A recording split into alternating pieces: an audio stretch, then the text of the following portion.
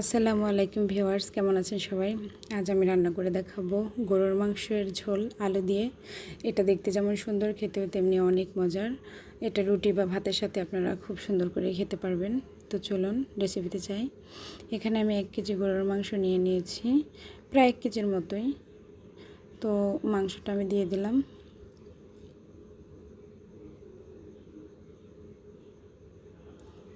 এরপরে আমি দিয়ে দিচ্ছি কাঁচামরিচ আর পেঁয়াজ কুচি।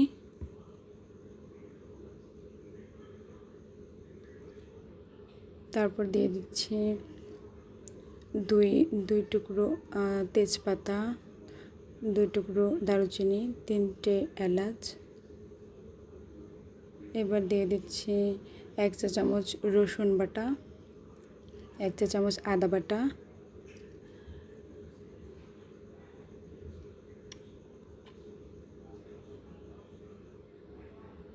এরপর দিয়ে দিচ্ছি 1 চা চামচ গুঁড়া জিরে গুঁড়ো, দিয়ে দিচ্ছি হাফ চামচ মরিচের গুঁড়ো। এখানে আমি কাঁচা মরিচ দিয়েছি, এই জন্য মরিচের গুঁড়োটা কম দিলাম।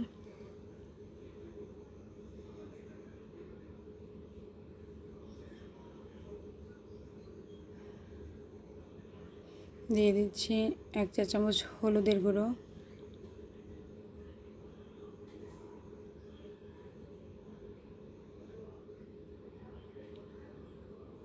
এবার দিয়ে দিচ্ছি পরিমাণ মতো লবণ। এটা আপনারা মাংসের পরিমাণ অনুযায়ী বাড়িয়ে কমিয়ে দিবেন।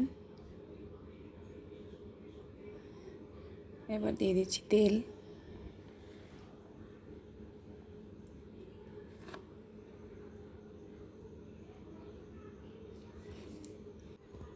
এবার আমরা এই মাংসগুলো খুব সুন্দর করে হাত দিয়ে মেখে নিব।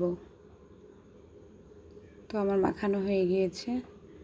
এটা খুব যত সুন্দর করে মাখবেন ততই আপনার স্বাদটা বেশি হবে। একটু সময় নিয়ে মাখবেন। তো আমি পানি দিয়ে দিচ্ছি। এখানে বেশি পানি দেওয়া যাবে না, প্রেসার কুকারের পানি কমে না, এই জন্য অল্প পরিমাণ পানি দিয়ে দিবেন। এবার আমি ঢাকনাটা লাগিয়ে নিব।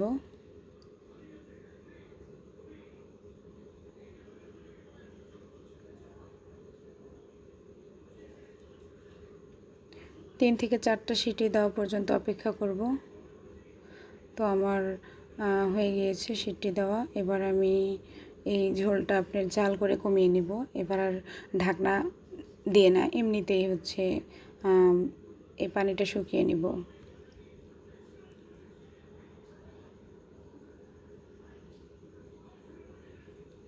জাস্ট ঢাকনাটা উপরে একটু দিয়ে দিলাম, বাট আমি লাগাবো না।